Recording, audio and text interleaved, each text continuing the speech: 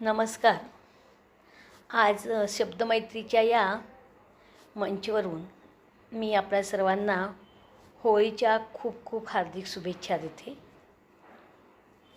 बुरा न मानो होली है असं म्हणत समोरच्याला आपल्या मनात त्याच्याबद्दल सरळ सरळ जे बोलता येत नाही ना ते बोलून घेता येतं.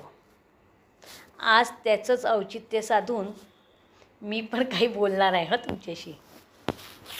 मैत्री, गप्पा टप्पा, विनोद आणि यातून उडणारे हास्य फवारे खरंच सगळ्यांना किती सुख आणि आनंद देत असतो.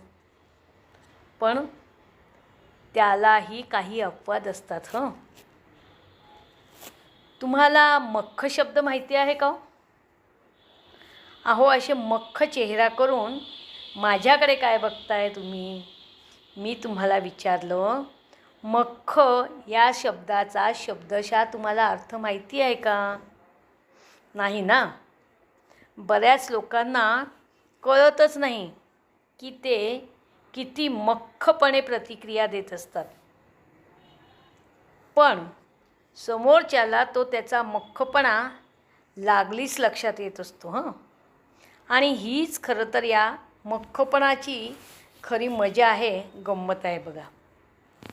या मख्ख लोकांना सगळ्यांमध्ये गप्पा मारायला बसताना मनातून खूप आनंद येत असतो. पण चेहऱ्यावरती हा आनंद आणायला भयंकर म्हणजे अगदी अतोनात यातना होत असतील असं मला वाटतं बरं का. आता या त्यांच्या यातना समोरच्याला कळणार तरी कशा की त्या कोणत्या प्रकारच्या यातना त्यांना होत आहेत? तर या यातनांना मख्ख यातना असं आपण नाव देऊ शकतो. आता बघा, एखाद्या कॉमेडी शोला जाऊन जेव्हा सगळे लोक विनोदावर हसत असतात, प्रतिक्रिया देत असतात आणि विनोदाचा मनसोक्त आनंद घेत असतात, तेव्हा ही मख्ख लोक या हसणाऱ्या लोकांकडे अशा नजरेने बघतात की काय मोठा गुन्हा या लोकांनी केलेला आहे आणि आता यांची तक्रार आपण करायची तरी कुठे? असो, या मख्ख लोकांना मित्रमैत्रिणी भरपूर असतात बरं का. गप्पा मारायची हौसही असते. पण अगदी मख्ख चेहऱ्याने या लोकांची होणारी मजा आजकाल सोशल मीडियावर देखील बघायला मिळते बघा. प्रत्यक्ष तर आपण यांना अनुभवत असतोच, पण सोशल मीडियावर अशा लोकांच्या प्रतिक्रिया बघून त्यांचा तो चेहरा अगदी प्रत्यक्ष डोळ्यासमोर उभा राहतो बघा. आता बघा, माझी एक मैत्रीण इतकी मख्ख असते की तिच्याशी तुम्ही काहीही बोला, कधीही तिच्या चेहऱ्यावरची एक रेष देखील हलत नाही. फक्त डोळेच काय ते तिचे आपल्याकडे अगदी विचित्र नजरेने बघत असतात आणि त्यावरूनच आपण समजायचं की तिने आपण जे काय बोलणं केलं आहे ते ऐकलं आहे. आता सोशल मीडियावर मी माझ्या या मैत्रिणीला व्हॉट्सॲपवरती मेसेज पाठवते, कधीकधी मेसेज फॉरवर्डही करते, तेव्हा तिची प्रतिक्रिया इतकी भयंकर असते की ती प्रतिक्रिया बघूनही मला हसायला येतं बघा.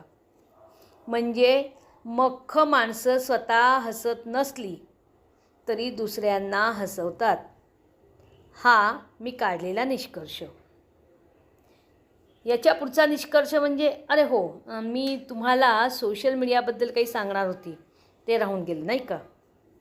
तर एकदा मी आमच्या बागेत पाय घसरून पडली आणि मी तो मेसेज मैत्रिणींच्या ग्रुपवर टाकला की मी आज आपल्या किट्टी पार्टीला येऊ शकत नाही, माझा पाय खूप दुखतो आहे.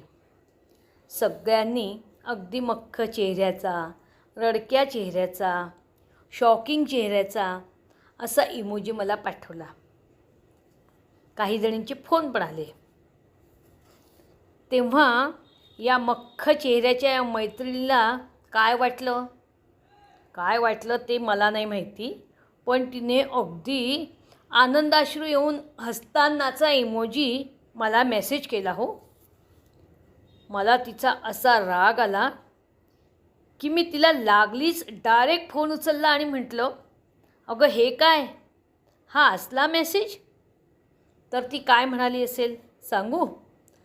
अहो ती म्हणाली, अगं हसत मुखाने तुझ्या या दुखण्याला तू सामोरी जा असं मी तुला सुचवलं.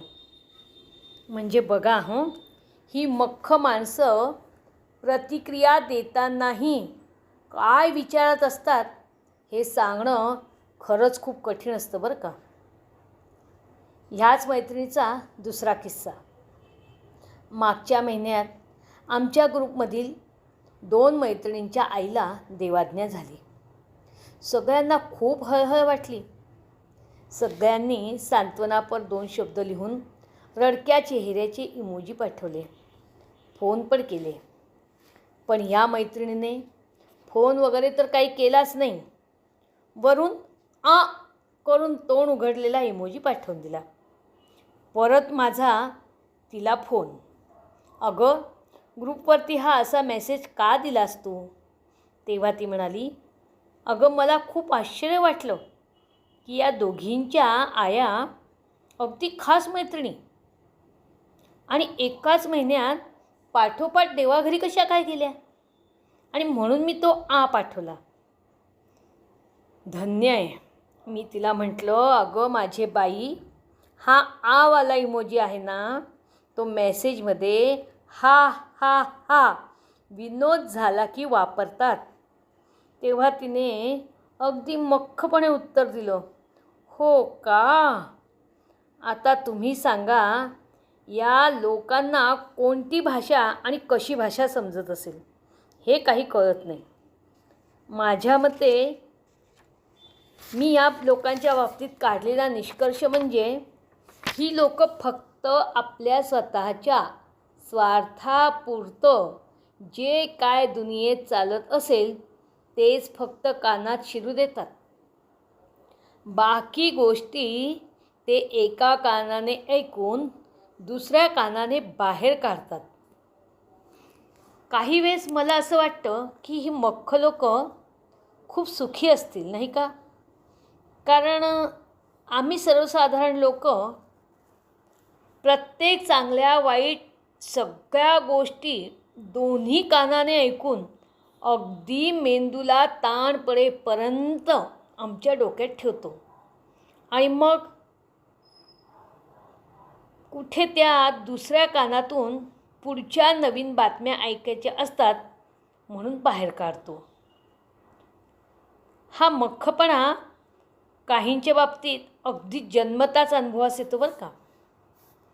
लहान लहान बाळं बघा, तुम्ही त्यांना, काही बाळांना कितीही गुदगुला करा, हसवण्याचा प्रयत्न करा, त्यांच्यावर काहीही परिणाम होत नाही.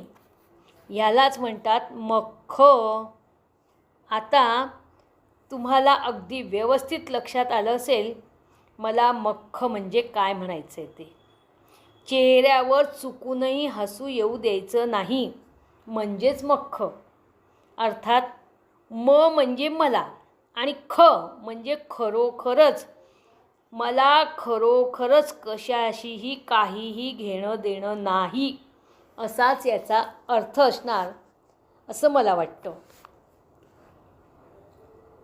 आज माझे विचार ऐकणाऱ्यांनी माझा मख्ख हा शब्द सारखा ऐकून अगदी मेंदूला ताण पडेपर्यंत विचारात घेतला असेल.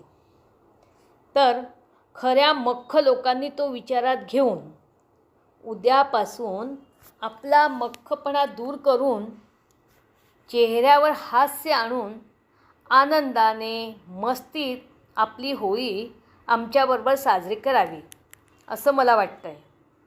बरोबर ना? म्हणूनच हॅप्पी होली. बुरा न मानो, होली है भाई होली है. धन्यवाद.